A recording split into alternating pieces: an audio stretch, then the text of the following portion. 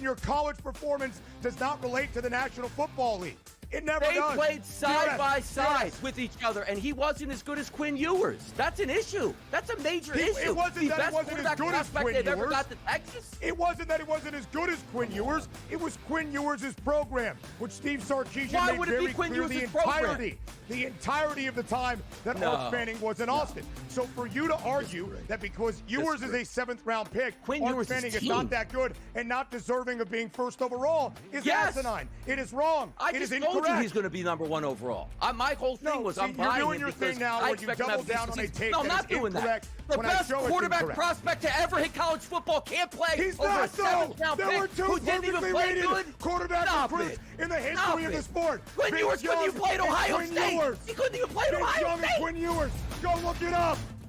The Early Line, only on SportsGrid. We're going to go through every single thing, and I've got a great team behind me that's going to help me get the job done. I want this to be the place that people come to. There is going to be an energy to game time decisions that you will feel night in and night out. We are going to hit every single one of those markets that you need to know about. We will have everything at our disposal, and we will use that to our advantage. There is not going to be a better place, I promise you, than Game Time Decisions. I'm Kevin Walsh. Tune in to Game Time Decisions weekdays on SportsGrid.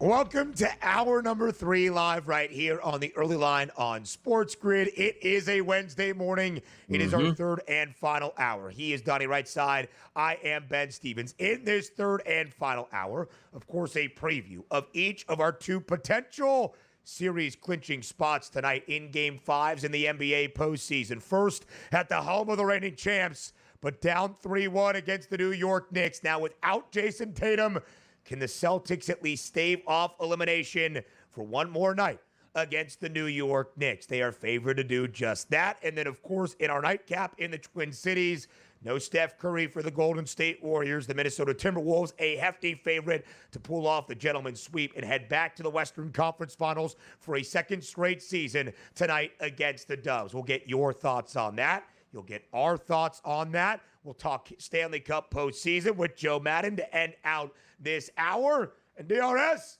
2nd major championship of this year in the world of golf in Charlotte, North Carolina at Quail Hollow. We'll check in with Keith Stewart as we get ready for the PGA Championship that begins tomorrow. A lot of rain and wet conditions early in the week that have kind of dampened both the spirits and the conditions at the golf course leading into the 2nd major championship. But what the weekend has in store, of course, at the PGA Championship with Keith in just a moment.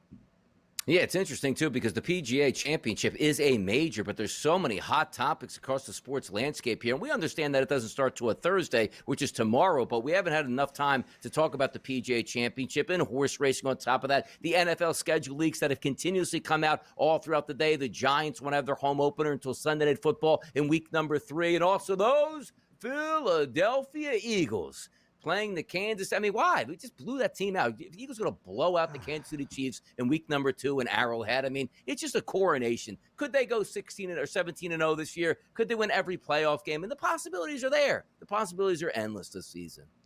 I told you we were going to get to that. Why get rid of it right away and spoil the surprise to end out this segment? I wanted to go fade the public first, quickly talk the NBA so you could be happy, and then get right to the Eagles and Chiefs. And the big news we just got in the schedule release leak that week number 2, right from the very start inside Arrowhead, it would be the Chiefs and the Eagles. Again, we will get to that. But DRS, 2 games tonight, Game 5s in the NBA postseason, 2 spots where we have series clinching potential at stake in spots in the conference finals on the line. Who will do just that? Who wins tonight NBA playoff games? Really interesting and creative questions we had to ask all of you in Fade the Public.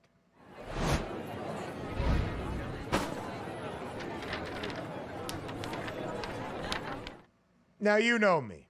I don't like to take any time to bag on our producer extraordinaire, Joe Frizo, but it has felt the last 3 days we have done so in Fade the Public because we have had a same or exactly similar question, maybe with slightly different plus signs to and signs to figure out. We've got 2 games in the NBA playoffs once again, but the responses from the people just are not there. 85 votes at this moment. That's it for who wins our 2 NBA playoff games tonight to put them together in a 2-leg money line parlay. DRS, there is no doubt the public is favoring the T-Wolves. No Steph Curry for Golden State. Minnesota, an 11-point home favorite. The real main question is the Celtics or the Knicks. Will Boston have that bounce back even without Jason Tatum holding serve on home floor to at least stave off elimination for one more game? Or can the Knicks close this out in only 5? Most of the public expects that to be the case, more than 48% at SportsGrid on Twitter, but 33% or so Timberwolves and Celtics, with a little bit of belief in Boston and a ton of belief in Minnesota. But really 85 votes. We got to retire this question tomorrow. I think that is first and foremost. Boring. That's what we're getting right now. Yesterday, I told you I voted for the wrong thing because I didn't understand the question, but actually the 2 teams that I picked did win, so I would have won if I parlayed them together in a moneyline parlay. Tonight, I am going with the favorite, Knicks and the Timberwolves, 48.2%. No surprise at second place. You're only flip-flopping in the Celtics with the Knicks here at 33%. You know what? It got a lot of votes this morning. How about this one? Simple. Should Pete Rose be in the Hall of Fame, yes or no? 1,000 votes, bang, bing, bong, boom, bomb, bing. Instead, we're talking about the NBA playoff games, which, again, people see all of those combinations and go, it's too early in the morning. My brain doesn't work. They just scroll through. Shame. Okay. Listen, again, I hate to bag on Joe Frizo. I hate to do it, but I do agree. Pete Rose would have been that needle mover that we might have got a retweet out of Craig Mish.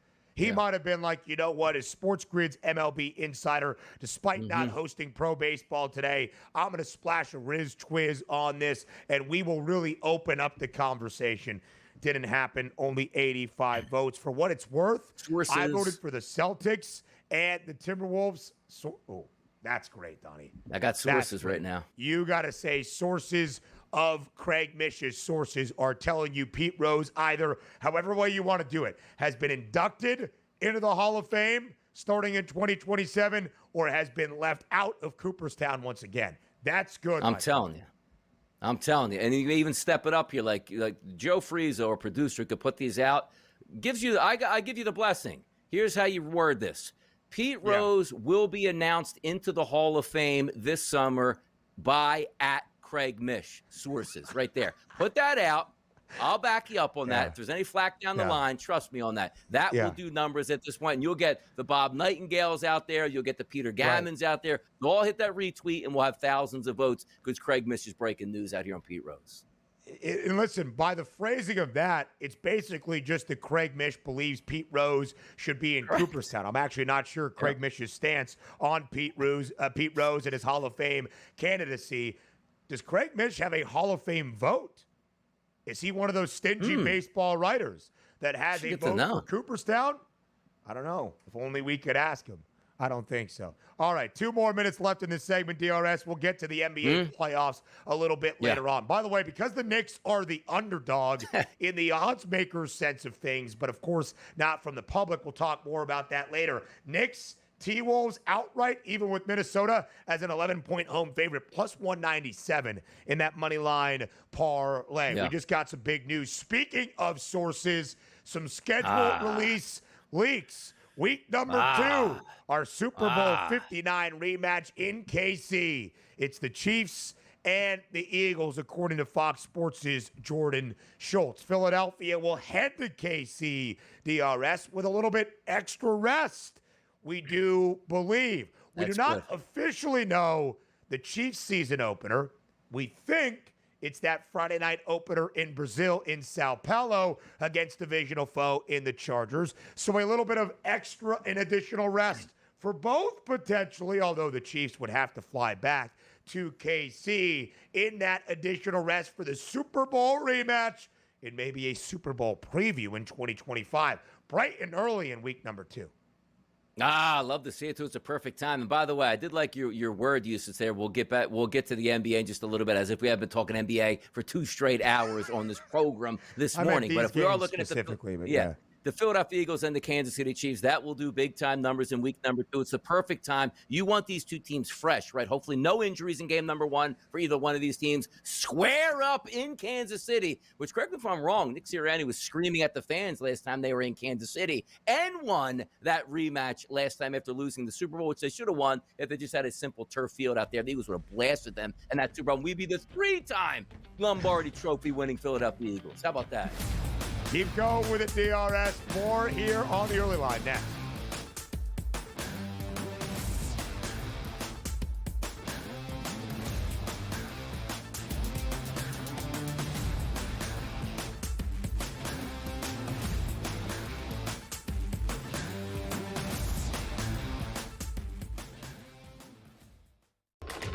Enter into the magical world of McLuck.com, where even the smallest of spins can win real cash prizes. Adventure into over 1,000 of the best Vegas-style slot games. So what are you waiting for? Unlock your free welcome offer today. Join the fun where winners play and players win. Two guys that can do it all. Too much electricity this morning. This is a good time. We're having a lot of fun. I had to do a triple take. Ka-ching! Why? Because of parity. I didn't mean to offend. Yeah, it's not going to happen. Load management is a dirty word. Let him rip. You know what? Circumstances provide the results. What? How do you do this one? Oh, Donnie, you got such a good show there. A network that is booming. The Early Line, only on SportsGrid. The game is on. The stakes are high. But the action isn't just on the field. He's rearranging that ring. Get it inside! SportsGrid's in-game live. Your ultimate second screen experience. A little flyer, couple of 15.5 point live line. Every prop, every play, every day. Anything can happen. That's complete chaos. It's smarter to be on SportsGrid. We're going to go through every single thing, and I've got a great team behind me that's going to help me get the job done. I want this to be the place that people come to. There is going to be an energy to game time decisions that you will feel night in and night out. We are going to hit every single one of those markets that you need to know about. We will have everything at our disposal, and we will use that to our advantage. There is not going to be a better place, I promise you, than Game Time Decisions. I'm Kevin Walsh. Tune in to Game Time Decisions weekdays on SportsGrid.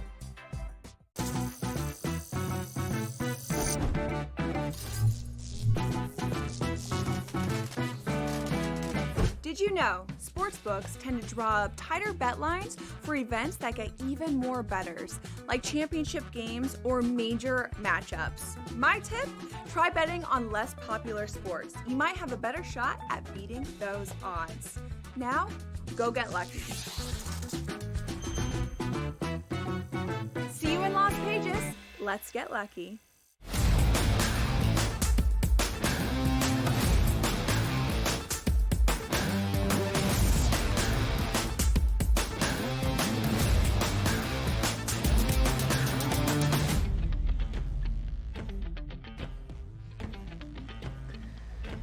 The second major championship of the year in golf. It's the PGA Championship in Charlotte at Quail Hollow, and that's where we check in with Keith Stewart, joining us here on this Wednesday morning on the eve of the PGA Championship to get you set for golf's second major. Keith, we appreciate the time as always. Thanks for being here on the early line.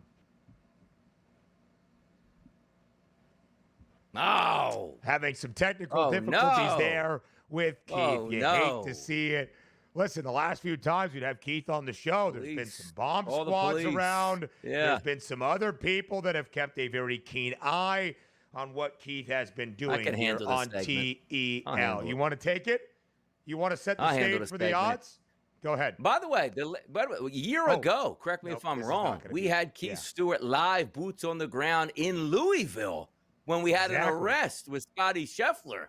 That's the questions I want to ask Keith right now, as it looks like he refreshed. So are we getting them on like a dial-up pixel right now? Ah, there we go. I think we got him. Yeah, we got him. Are we back? Keith Stewart, are you back? I am back. All right. The rain was affecting our Wi-Fi, so I apologize. But it seems to have passed. After inches upon inches of the wet stuff, we are finally ready to play some golf in about 24 hours. It's been a rain out this week, Keith. It's been an issue for preparation and practice rounds and getting ready for the PGA Championship. Even segments here on the early line previewing said PGA Championship. Keith, I do want to start with reaction about the course itself at Quail Hollow. There's been a ton of comments from those golfers this week about the course, about the setup, of course, in the immediate aftermath of what these guys saw last week at the Philly Cricket Club and the Truist Championship and a unique golf course design. What has been the sentiment from the players getting ready for the PGA Championship based on the golf course this week in Charlotte? I've seen a lot of that on social media, Ben. And, as a PGA professional and here at the PGA Championship, I think people are getting kind of confused. I think a lot of the negative sentiment comes from the fact that the PGA chose a venue that's already commonplace on the PGA Tour. And we look forward to the majors because we go to a place like Oakmont or we go to a place like Royal Portrush, and we have just an absolute spectacle of two other major championship sites this year. And then to go to a PGA Tour hosted site, I think that's kind of tainted what, everyone's opinion is of what this championship's all about. Everybody loved Valhalla last year. The year before that, Oak Hill. These are places we visit very, very rarely. And I think that's more of what the sentiment is about than the fact that this is not a championship-style golf course. This golf course is the real deal. And for anyone that would criticize the design of it, I mean, have you ever looked at the golf course in Northeast Georgia there? Because they're basically mirror images of one another. You've got water hazards and areas that are just coming at just the right time. You've got perfectly placed bunkers. You've got rolling hills, and you've got tons and tons of green grass. So I think really what it comes down to, Ben, I just want to separate the two. Is just that, yes, we probably shouldn't have come to a PGA Tour venue, but the golf course itself, it's championship ready. The stars of the golf course and also the golfers that will play that golf course here. Scotty Scheffler, the favorite this week. No surprise, a 4-1 price. Rory McIlroy plus 450 and Bryson DeChambeau 7-1. Give us some of Keith's keys about some of these big boys on that leaderboard. Well, the big three that we have right now, they're all playing well, and they all kind of do these things. I love to give you three things, Donnie, so here we go. You got to be a bomber. This is a bomber's paradise. There's two things I'll mention. Rory's won here 4 times because he plays a draw. Now, for a right-handed golfer, that's a right-to-left ball flight. It super suits this landscape. The second thing is that don't believe what you read or what you hear. There is no rough here. The bombers, it's a paradise. They're going to have a ton of fun. And there's nobody longer than Bryson and Rory at the top of the board, and that's why they sit there. Number 2, you have a lot of long iron shots here. Par 71, 7,600 yards. There's a lot of grass to chew up, and it's going to happen on the par 3s, 3 of them over 200 yards, and on a bunch of these long par 4s that are over 500 yards. And the last thing is that more so than any other venue on the PGA Tour and Augusta National, you have to be able to putt here. You got to be able to roll the rock. 9 of the last 10 winners have gained over 3 strokes on the field with their flat stick. And that's substantial. When you look at something like strokes gained and you do a breakdown, again, the comp course, Augusta National Golf Club, the winners there, 95% of their gains on the field come tee to green and only 5% with the putter. You go over here to Quail Hollow Club, and it's like a 60-40 split, 40% with the putter. It's a big deal, and you better be able to putt if you want to win this championship. So, Keith, we'll get to some early leans on the early line in just a moment, but let's focus on Rory McIlroy because the first major championship of this year, one of the great scenes, not just in golf or the Masters, but maybe in sports in recent memory. Rory exercising those demons in the playoff hole to win his first career green jacket and, of course, complete the career Grand Slam. Also his first major championship, Keith, in 11 years. Second best price for McIlroy entering this week at the PGA Championship. Does he enter this week in Charlotte with the weight lifted off his shoulders and the ability to play pretty free? Well, to answer your question, Ben, in the press room this morning, he seems pretty happy with himself. I'm going to say, I'm not quite sure if that means that the pressure is lifted, because we've jumped right back into a place where everyone expects him to win again. They've expected him to win at Augusta forever, over a decade, and now they expect him to do it here. And to be quite honest, no one's ever gone back-to-back. Now, the PGA's only been in May for 7 years, but only 3 guys, and it's only happened 4 times where someone's won the PGA and the Masters in the same year, and that hasn't happened for like 60 years, guys. I think it's a lot to ask to have Rory come in and be ready to go, especially against the other 2 that he's going to compete against this week. We have not seen a men's golfer win 2 consecutive major championships in a decade since Jordan Spieth did so to start the 2015 season, the Masters, a green jacket, and the U.S. Open. Keith, let me ask you this live right here, doing some live producing. Are you free to stick around for the first few minutes of our next segment? We need some of those early leans on the early line. I don't want to rush us here in the final 30 seconds. Ben, Donnie, I am here. I'll hold on throughout the break. Absolutely. I mean, to further go ahead on Rory, right? I mean, you have to really pay attention to why he is so good here, and then, rate that out against some of the other golfers, right? Bryson, he's also long. Who else can putt this place? I can't wait to talk about it more. We'll do it on the other side of the break, next on TEL.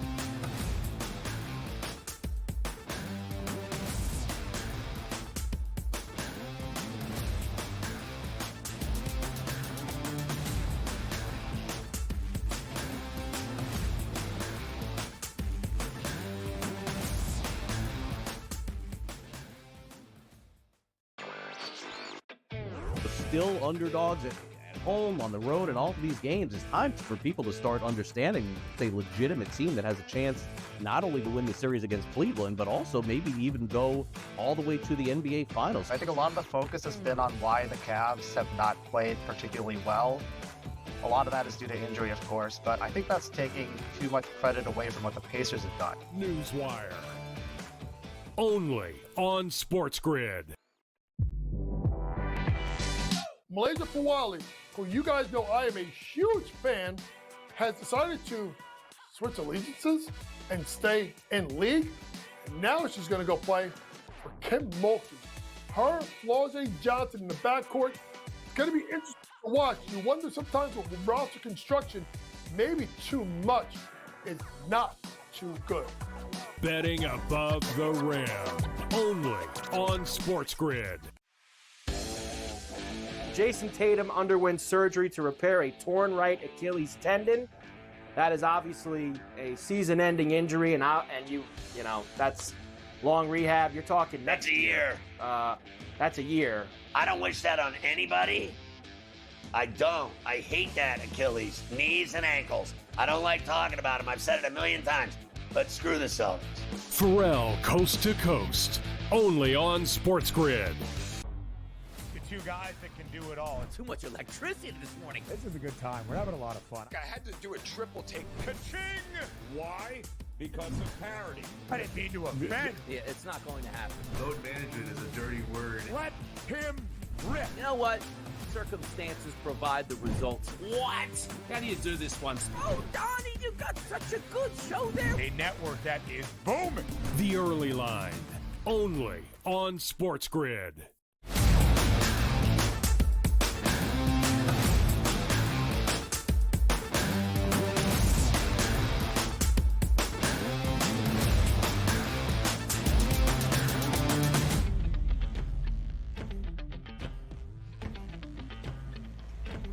Golf's second major championship this week in Charlotte. It's the 2025 PGA Championship, and Keith Stewart sticking around for just a few more minutes here on the early line because we need some of those early leads. Keith, back to the odds board. Scotty Scheffler, a favorite at 4-1. Short number, but not as short in comparison to the rest of the field as Scheffler often is. Rory just 50 cents behind at plus 450. Bryson DeChambeau in that final group, but a disappointing final round at Augusta at the Masters, plus 700. A drop-off to John Rahm at 18-1. Xander Schauffele and Justin Thomas, who just won a few weeks ago, his first in a long time on the PGA Tour at 22-1 as well. So, Keith Stewart, let's not wait any longer. Give us some early leads here on the early line. Who are you targeting to have a successful week of the 2025 PGA Championship? Ben, the big three at the top of the board, you got to pick one of them this week, and I'm running with Bryson DeChambeau.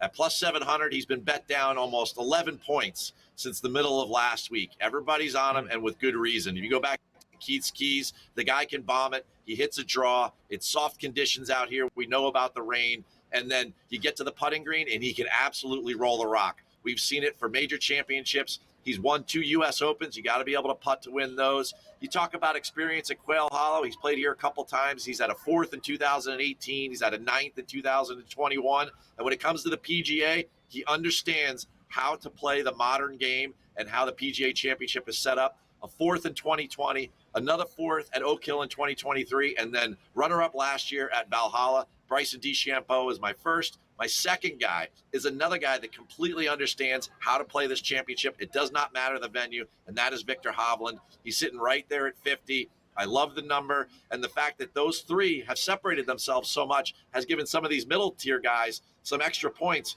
which I know Donnie loves that, right? So, I do. He won at the Valspar about 6 weeks ago. It's on the same agronomy that we're seeing here. It's a complete overseed. We've got Poa Trivialis on the greens. That's what he did. The Valspar, you need to be a great long iron player. I mentioned that earlier too. Victor can do that. And you talk about the PGA Championship. He was second in 2023 at Oak Hill. And then, of course, last year he was third. I walked with Bryson and Victor's group. Those guys just attacked that golf course, and it's very similar to the setup this year. I love it. You go back to Quail. He finished third here in 2021. He's got the experience. Bryson, Victor, book it. We're going to win one this week, boys. Ooh. The early leans on the early line from Keith Stewart live in Charlotte at Quail Hollow, the side of the 2025 PGA Championship. Keith, as always, we appreciate the time. Thanks for setting the stage for golf's second major.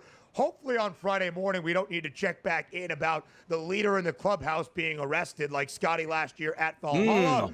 But we know that if that happens, you'll be live there on the scene as well. Keith, thanks so much. You're welcome, boys. I'll see you tomorrow. We appreciate it very, very much as we get underway with the opening round tomorrow on a Thursday at the PGA Championship. DRS today in Major League Baseball. We've got a full slate, an extra full slate because of some bad weather this week along the East Coast. A couple of doubleheaders set today, including, of course, in Philadelphia between the Phils and the Cardinals, and in Baltimore between the Orioles and the Twins. The Twins and the Cards, the hottest teams in the big. St. Louis still riding that 9-game win streak after yesterday was postponed. Same for Minnesota, 8-game win streak yesterday postponed in Baltimore. DRS, let's start in Philly. You're there in regional Philadelphia. My first question is not who wins this set of 2 games. Will we see this doubleheader today at the bank?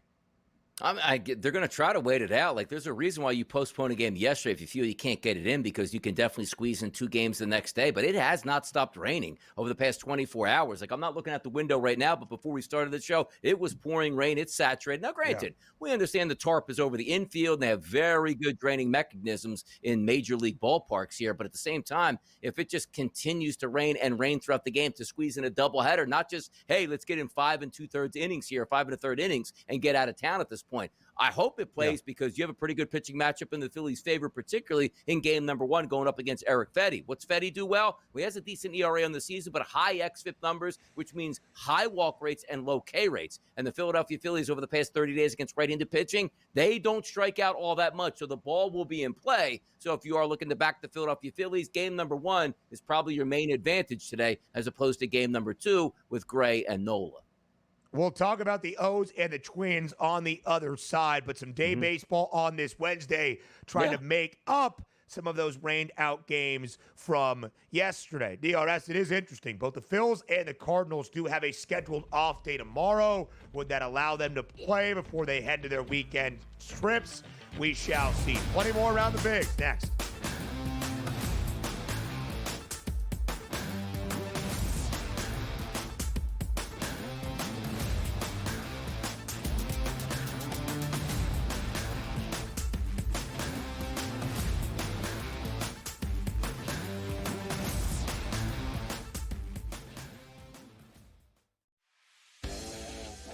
Jason Tatum underwent surgery to repair a torn right Achilles tendon. That is obviously a season-ending injury, and you know that's long rehab. You're talking That's a year. That's a year. I don't wish that on anybody. I don't. I hate that Achilles, knees and ankles. I don't like talking about them. I've said it a million times. But screw the Celtics. Pharrell Coast to Coast, only on SportsGrid. Your college performance does not relate to the National Football League.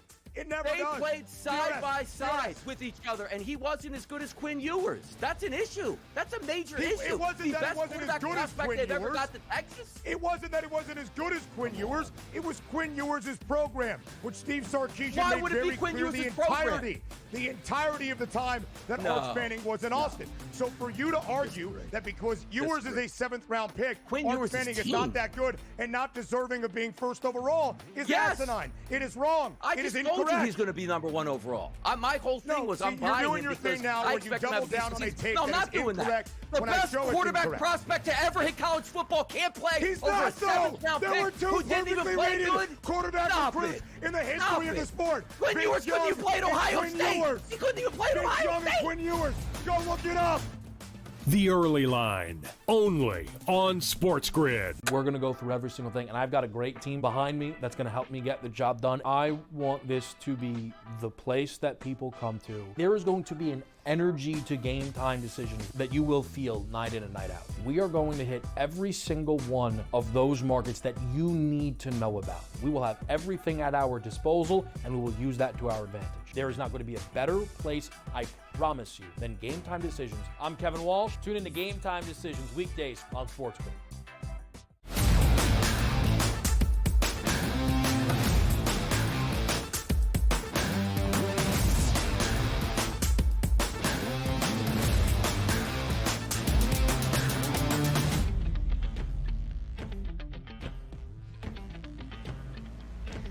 Live right here on the Early Line on SportsGrid, a full Wednesday slate around Major League Baseball, even extra full because of some doubleheaders. The Cardinals will hope to play 2 in Philadelphia against the Phils. St. Louis has won 9 in a row. The Twins, DRS, have won 8 straight. Their opener of their series against the O's in Baltimore rained out yesterday. A scheduled doubleheader today at Camden Yards. And then the third and final game of this midweek set for a Thursday tomorrow. We'll see how many we get. If we do play, what do you like today between Minnesota and Baltimore?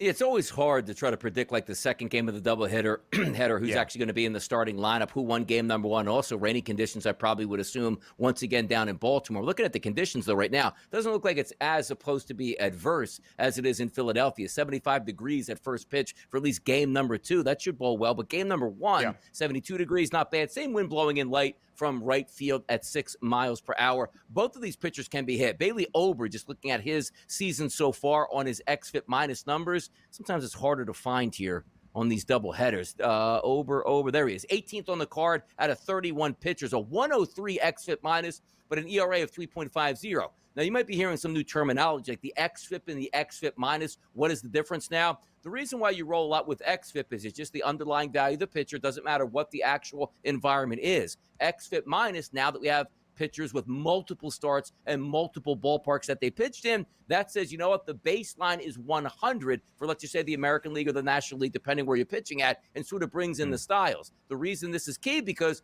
one guy might have had 2 starts in Colorado and 2 starts in Los Angeles. One guy might have had 4 starts just in Miami alone. It's pretty unfair to say, well, his xFIP and his ERA is crazy out of bounds. This sort of brings that back into focus and says it does matter where you pitch in and that environment as opposed to just the team that you play. So using those statistics here creeping into the season, it's nice. Once you get about a month and a half in, you can start to use some of these extra analytical stats to your advantage, Ben.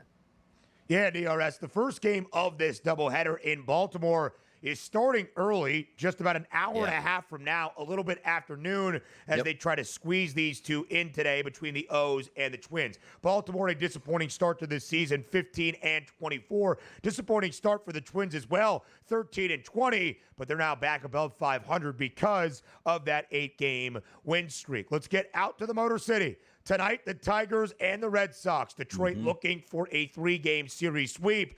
In DRS, we've seen a lot of runs so far in these first 2 games. 14-2, Detroit wins the opener. Last night in the 11th inning, courtesy of a Javi Baez 3-run walk-off home run. The Tigers win 10-9, but tonight the total just 7. Why? The reigning AL Cy Young winner, Tarek Skubal, on the bump for Detroit. The Tigers a hefty favorite, minus 220. Will Detroit, in fact, pull off the midweek series sweep over the Red Sox tonight?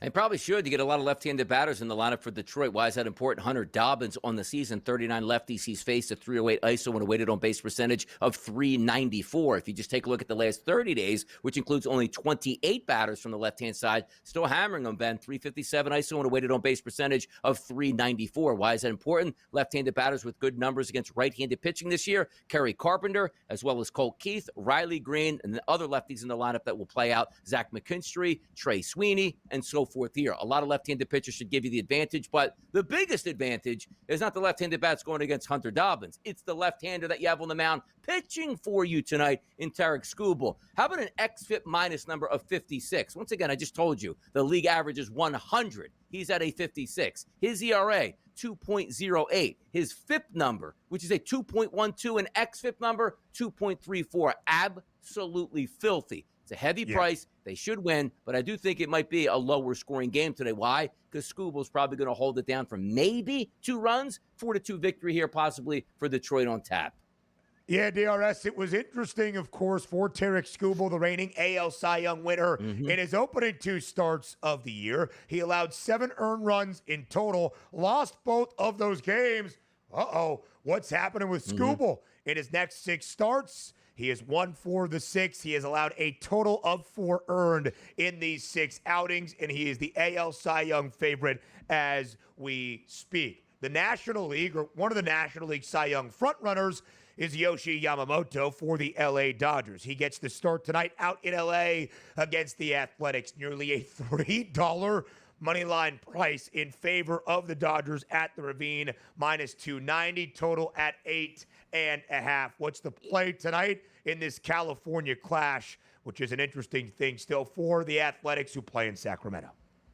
Yeah, by the way, let's just take a look at a minus 300 price. Oh, that's easy. They'll always beat the Athletics. Did you watch the game last night? Yeah, it was a smash job by the Sacramento Athletics last night, absolutely putting it to the Dodgers at home. Now you take a look at the pitching matchup, and you might think it's heavily skewed.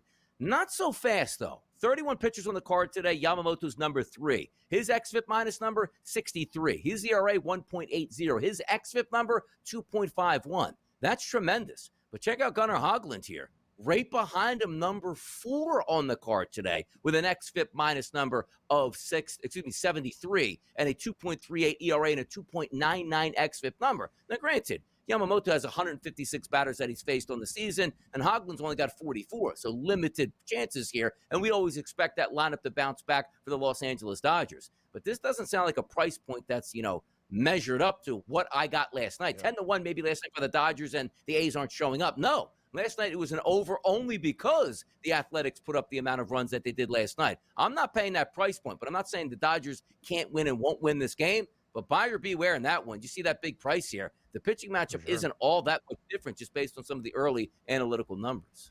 Listen, Yoshi Yamamoto has been great this year for the Dodgers, leaking a little bit of oil as of late. Did you see last night?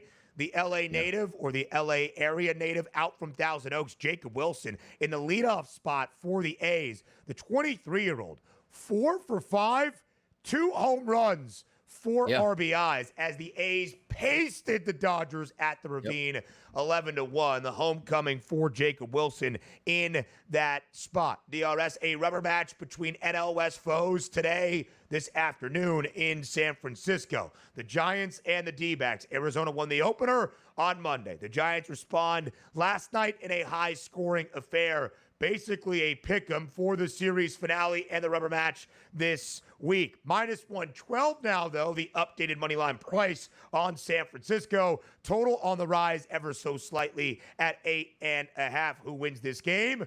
Who wins this series tonight by the Bay?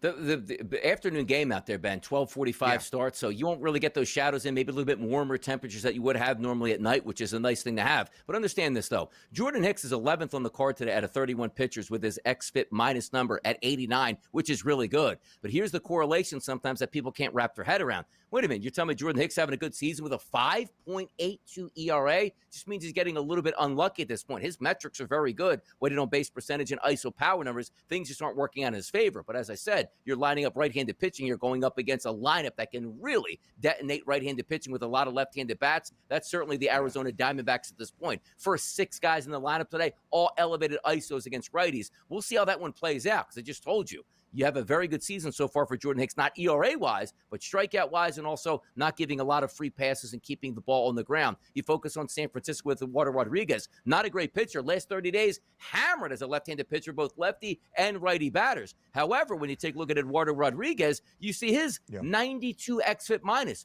Look at his ERA, 6.86. If you're just looking at ERA and you look at that total, like, what gives here? They probably should get 15 total runs in this game. Not so fast. These pitchers are now in a true pitching environment, and understand this.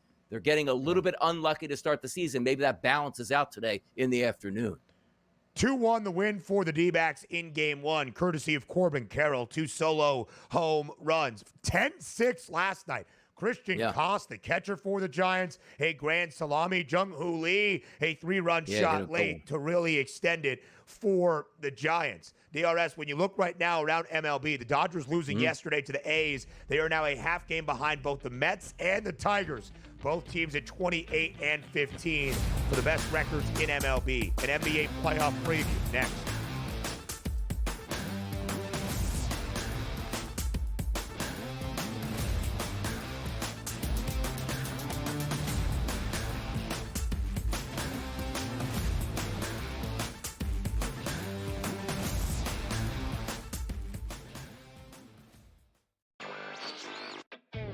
Still underdogs at home, on the road, and all of these games. It's time for people to start understanding it's a legitimate team that has a chance not only to win the series against Cleveland, but also maybe even go all the way to the NBA Finals. I think a lot of the focus has been on why the Cavs have not played particularly well.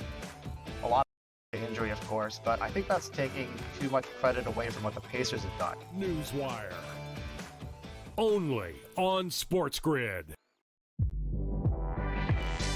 Malaysia Fawali, who you guys know I am a huge fan, has decided to switch allegiances and stay in league. And now she's going to go play for Kim Mulkey. Her, Flau'jae Johnson in the backcourt. It's going to be interesting to watch. You wonder sometimes with roster construction, maybe too much is not too good. Betting above the rim. Only on SportsGrid. Jason Tatum underwent surgery to repair a torn right Achilles tendon.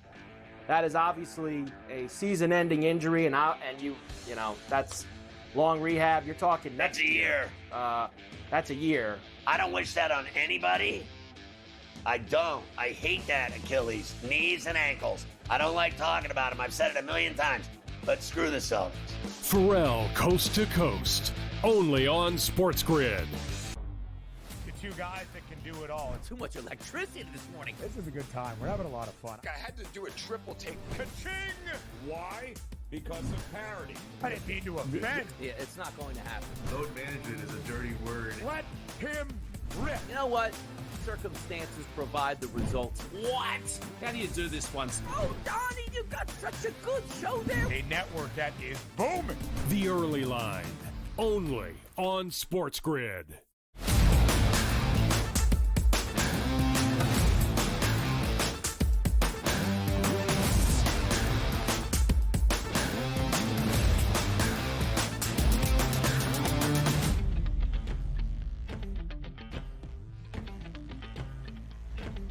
A doubleheader of Game 5s tonight in the NBA playoffs, where injuries to stars, a huge story, and the chance to earn a spot in the conference finals, also the main narrative tonight on this Wednesday in the association. Of course, DRS, we start at the home of the reigning champs. Now without Jason Tatum, and in a 3-1 hole, the Boston Celtics try to keep their season afloat and their title defense on track if they can even extend their season and this second-round series against the Knicks for just one more game and a return trip to Madison Square Garden. Inside TD Garden, the Celtics, even without Tatum, a 4.5-point home favorite tonight in game number 5 against New York. The total stands now at 208. DRS, you posed this question to JY, so I'll ask you the same.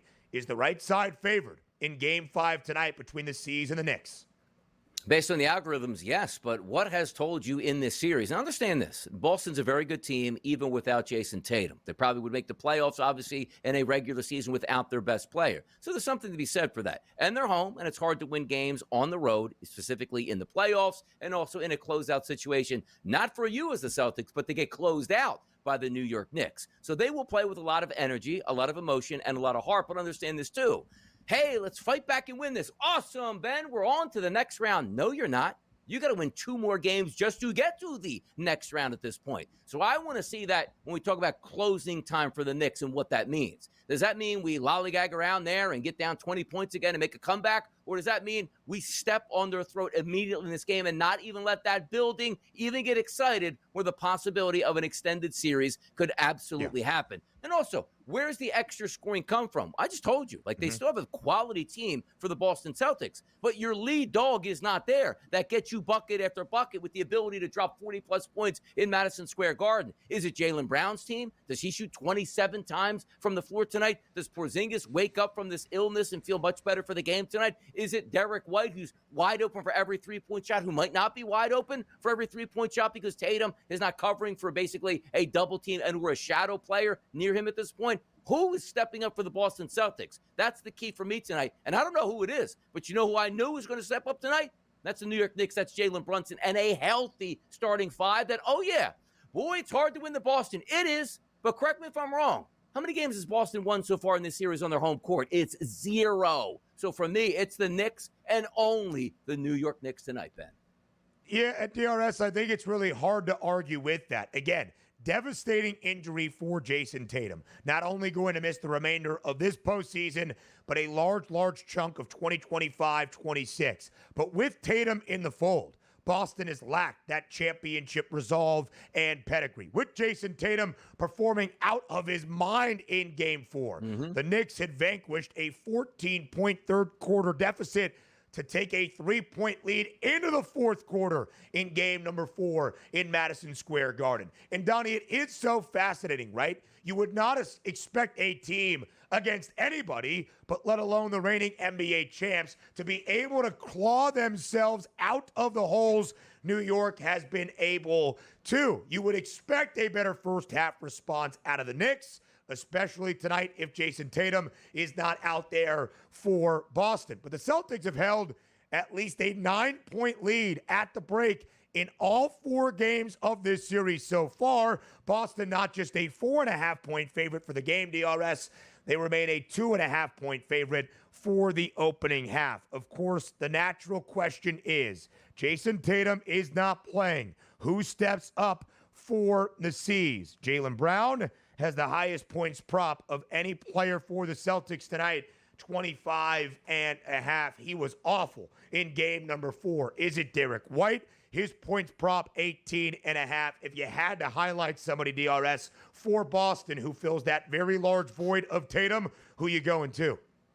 Yeah, you know what? I'm probably going to avoid Jaylen Brown, even though he's got to shoot a lot. And if he makes his shots, obviously he's probably going to hit that total. And then you take a look at Derek White, which again, with the concept here, Ben, is like Tatum not being there really hurts. Because, you know, he has the ability to score 30 to 40 points in a game. But also understand this, like the whole defensive focus does shift towards Tatum and leaves everybody else with open looks that aren't going to be there now. So now you slide it all the way down. Do I want to take a bite out of Kristaps Porzingis, which I think has to have much more of a game tonight? But then again, you're like, Donnie, he's not 100% healthy, still fighting back from that injury. Is it a guy like Al Horford that's like, you know what, Tatum's not there, which means there's 4 extra 3-point shots in my bag tonight where I might be wide open? That's a spot that I would look at as well. So for me, I'm going to take the top 2 guys out of the equation. Everybody knows Brown's got to step up tonight. Everybody knows Derek White, hey, he's going to be wide. He's not going to be wide open from 3. He'll make his fair share, but not going to be as easy as it looks throughout the regular season and while you had Tatum in the lineup. It's down the list for me. Maybe a sneaky hit like Al Horford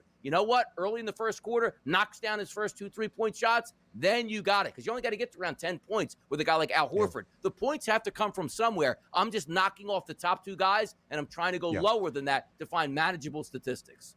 I think it's a really good point, DRS. 19 plus for Jaylen Brown in all 4 games in this series, but never more than 25 points, never through this number. So how can we say he's been bad? He's shooting worse than 38% from the floor, and even worse than that from 3. Drew Holiday's got an intriguing number of 11.5. He scored in double figures in the first 2 games in this series. Single digits, expending a lot of energy, trying his hardest to slow down Jalen Brunson, who was also masterful in game number 4. And the wings have been the advantage for New York. Both Mikal Bridges and OG Anunoby have been great on the defensive side and really good offensively as well. 79% of the bets backing New York tonight, and yet Boston remains a 4.5-point favorite. Quickly, DRS, Game 5 in Minneapolis. No Steph Curry, ruled out for this game for the Warriors. The Timberwolves, a comfortable 11-point favorite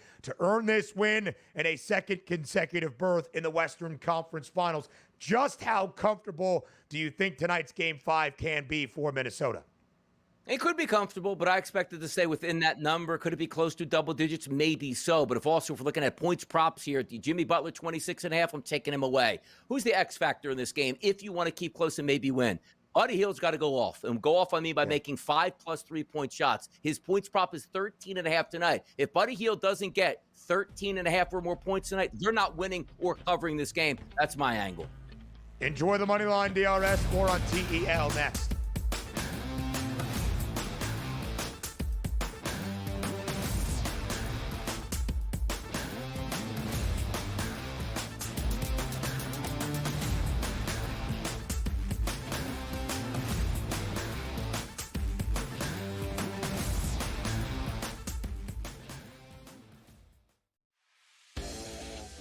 Jason Tatum underwent surgery to repair a torn right Achilles tendon.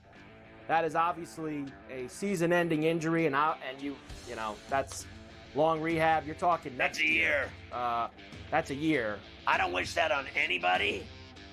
I don't. I hate that Achilles, knees and ankles. I don't like talking about them. I've said it a million times. But screw the Celtics. Pharrell, Coast to Coast, only on SportsGrid.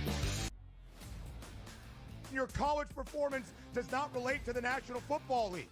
It never does. They played side by side with each other, and he wasn't as good as Quinn Ewers. That's an issue. That's a major issue. It wasn't that he wasn't as good as Quinn Ewers. Ever got to Texas? It wasn't that he wasn't as good as Quinn Ewers. It was Quinn Ewers' program, which Steve Sarkisian made very clear the entirety of the time that Arch Manning was in Austin. So for you to argue that because Ewers is a 7th-round pick, Arch Manning is not that good and not deserving of being first overall is asinine. It is wrong. It is incorrect. He's going to be number 1 overall. My whole thing was I'm buying him. You're doing your thing now where you double down on a tape that is incorrect. The best quarterback prospect to ever hit college football can't play. He's over not, though. There were 2 perfectly rated quarterback recruits in the history of the sport. Quinn Ewers couldn't even play at Ohio State. He couldn't even play at Ohio State. Quinn Ewers.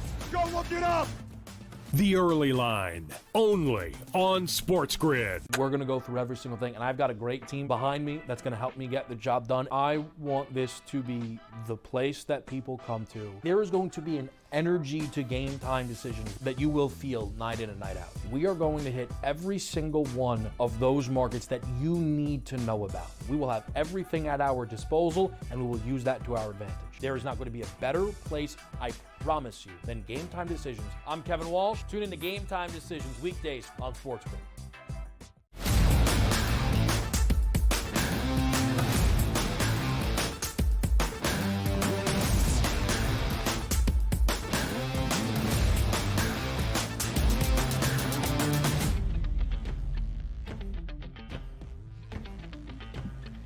From the NBA playoffs to the postseason action on the ice in the Stanley Cup chase that we have around the NHL, joining us here to close out our 3 hours on this Wednesday morning on the Early Line, it is Joe Madden. With all of the puck talk that you could hope for to set the stage for what we still have outstanding here in round 2 of the Stanley Cup postseason. We've got a doubleheader of Game 5 action tonight. We've got 2 more Game 5s tomorrow and a lone game in the Stanley Cup postseason to recap from yesterday as well. Joe, as always, thanks for joining us here on TEL. Yeah, absolutely. Excited to break down these games today. And what a game out of the Dallas Stars and Granlund last night. Didn't expect that. I expected a lot more out of Jake Ottinger, Connor Hellebuck, but he's just not getting the support from his defense out there. So hard one last night, Ben. It's been tough for the Winnipeg Jets, Joe. They are looking in a terrible way to continue the President's Trophy curse. If the Jets are ousted here in round number 2, 12 consecutive President's Trophies winners with the best record in the National Hockey League in the regular season will fail to even reach the Stanley Cup final. And only 2 of those 12 have even reached the conference finals. And Joe, that was the story last night. Dallas taking a commanding 3-1 series lead on home ice with a 3-1 win in game number 4. The Stars now a hefty favorite at minus 1250 to advance to the Western Conference Finals. What have the Stars done so well to attack that Jets defense? An outstanding netminder in Connor Hellebuck. Well, you look at the Dallas Stars and what they're able to do out there. They've completely shut down the Winnipeg Jets on the power play. We know this is a team on the power play that was best in the regular season. Now that power play has gone something like 1 of 16 in the playoffs here, Ben, and the Stars are just absolutely coming out so strong. They were able to convert on 2 of their power play opportunities. They're aggressive and they're getting that puck to the net. Now, Connor Hellebuck did have a better night than we've seen out of him out there on the road. He didn't allow those rebounds to come in and he didn't give them the second chances. But when the Dallas Stars were able to go on that power play after that first week goal, we were able to see them convert, and we were able to see them convert another one in 5-on-5 hockey. So I'm looking for a stronger performance when they return. If we're looking at the 3 teams that have their backs up against the wall, I do think the Winnipeg Jets over Vegas and Washington absolutely have the chance to bounce back. Going back to their home ice is going to be a different game. We know how strong Connor Hellebuck can be. He just really has to bring it. 3 of those 4 series on the screen, Joe. A team holds a 3-1 series lead. We'll get to that in just a second. Mikael Granlund, he had the hat trick last night for Dallas, not Mikko Rantanen. Everybody performing very well for the Dallas Stars right now. The Jets will play in a 5th game tomorrow back in Winnipeg, a slight home ice favorite to stave off elimination. 2 Game 5s tonight. We'll get to the Leafs in just a moment. The Edmonton Oilers, a 3-1 series lead over the Vegas Golden Knights, and a slight road ice favorite road ice underdog, I should say, in Sin City tonight. But Joe, Edmonton, not only a 3-1 series lead with a chance to clinch, they've won the first 2 games in Las Vegas. Will they clinch the series tonight against the Golden Knights? I think they absolutely have the opportunity to be able to do so here.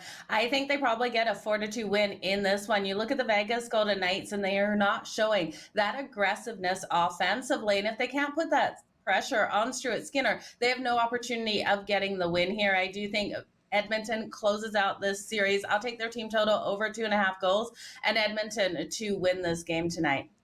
The Canes, a commanding 3-1 lead over the Caps. Game 5 tomorrow. The Hurricanes heavily favored to advance to the Eastern Conference Finals. But, Joe, let's go to Toronto. The Maple Leafs, who won their first 2 games in the 6th, lost their next 2 games against the reigning Stanley Cup champs in the Florida Panthers down in Sunrise. How critical is home ice advantage tonight in Toronto? Home ice is so critical is what you just said. We've seen the home team win every single one of these first 4 games, but the momentum has really shifted to the Cats here. I do think the Florida Panthers have the ability to go into Toronto and pull off this win. This is a pivotal Game 5 with whoever wins tonight. I really do think we'll take the series in 7. So give me the Florida Panthers here to get the win. And Matthew Tkachuk to really step up. Matthew Tkachuk has been very quiet over the last couple of games, and I do think he'll be able to find the back of the net. I expect the Panthers to win this 4-2 style game. So Leafs team total under 2.5 looks great at plus 102. And Florida, a minus 142 road money line favorite tonight against the Leafs.